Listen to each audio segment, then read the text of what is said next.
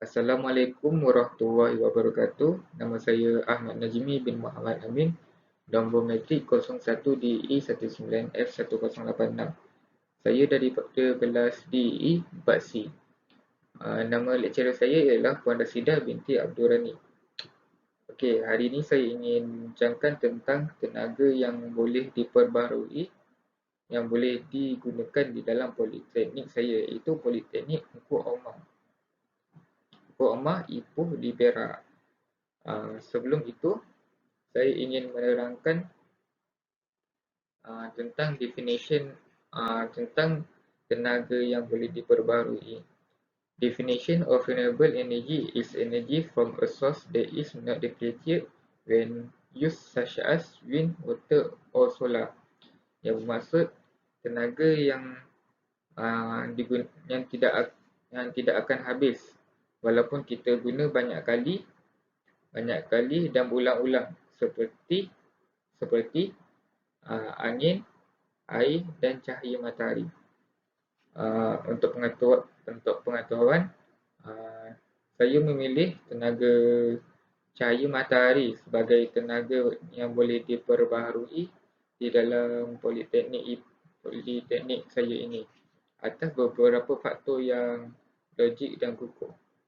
Sebelum saya menceritakan faktor saya memilih tenaga cahaya matahari, saya akan menerangkan dulu tentang operation of solar supaya lebih memahami tentang tenaga solar ini. Pertama, sunlight iaitu tenaga cahaya matahari akan ke photovoltaic cells atau dikenali sebagai panel solar. Panel solar akan menyerap cahaya matahari dan menghasilkan haba. Akan menyebabkan neutron dan proton menghasilkan voltage dan kemudian akan ke inverter.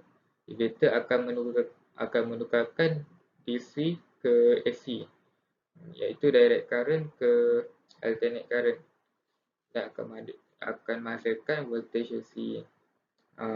Selain itu, charger controller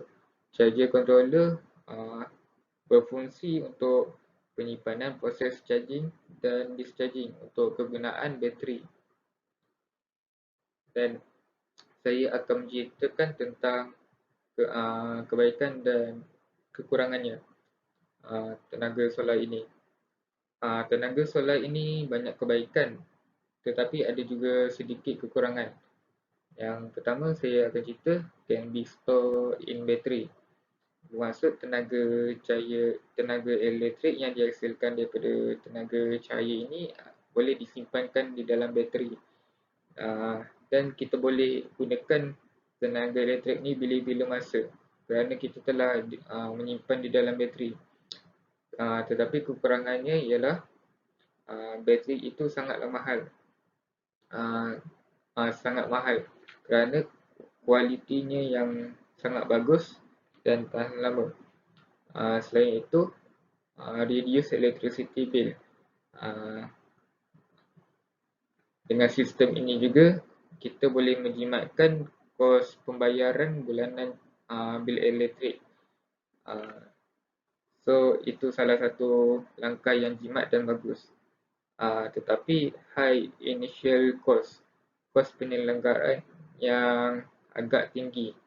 Tetapi kos ini hanya perlu dilakukan dalam beberapa tahun. Jadi kita tidak perlu risau tentang kos penyelenggaraan. Dan akhir sekali saya ingin ceritakan ialah kebaikannya ialah tenaga cahaya matahari ini banyak boleh didapati ketika waktu panas. Most solar energy in summer mudah didapati pada waktu panas. Tapi kekurangannya kurang didapati ketika waktu malam dan mendung, hujan. Okey. Berbalik kepada faktor yang saya memilih tenaga cahaya matahari ini di Politeknik Engku Omar, Ipoh. Apa yang kita tahu, Politeknik Engku Omar ini, Politeknik Engku Omar yang terletak di Ipoh Perak, sangatlah panas dan jarang hujan. Nah, di situ kita boleh nampak cuaca panas memberi kita satu advantage dan kelebihan untuk kita gunakan tenaga solar ini sebagai sumber utama tenaga elektrik kita. Selain itu, uh, banyak bangunan tinggi dan kawasan kawasan lapang yang luas. Uh, Sebab itu kita boleh, contoh sebagai bangunan, kita boleh pasang panel solar di setiap bumbung bangunan mengikut kuantiti yang untuk digunakan. Selain itu, di kawasan lapang dan luas kita boleh pasang banyak panel solar kerana cahaya matahari mudah berterusan ke panel solar kerana tiada halangan langsung. Disebabkan itu, kita boleh menjadikan tenaga cahaya matahari ini sebagai sumber utama penghasilan elektrik di Politeknik Engku Omar ini. Selain Politeknik juga, masyarakat di luar sana juga boleh mempraktikkan sebagai tenaga solar ini sumber utama tenaga elektrik kita.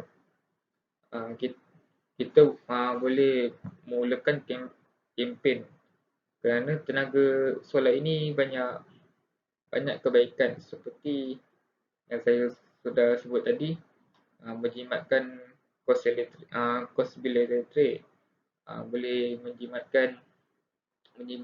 boleh menjaga alam sekitar dan banyak lagi. So, rakyat di luar sana kita boleh memulakan langkah sedikit demi sedikit untuk menjadikan sebagai tenaga solar ini punca utama tenaga elektrik kita. Kerana tenaga ini boleh diperbaharui dan tidak akan habis walaupun kita guna 24 jam. Kita tidak perlu risau akan kehabisan tenaga ini suatu hari nanti. Kerana tenaga ini tidak akan habis. Selain itu,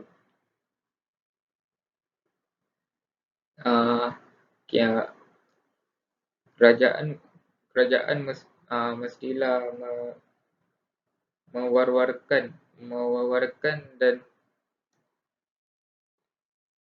menyeru rakyat supaya menggalakkan kegunaan ini dan akan memberi kempen kesedaran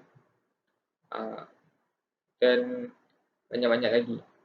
So, tenaga elektrik ini, tenaga cahaya matahari ini boleh digunakan secara meluas untuk menghasilkan tenaga elektrik.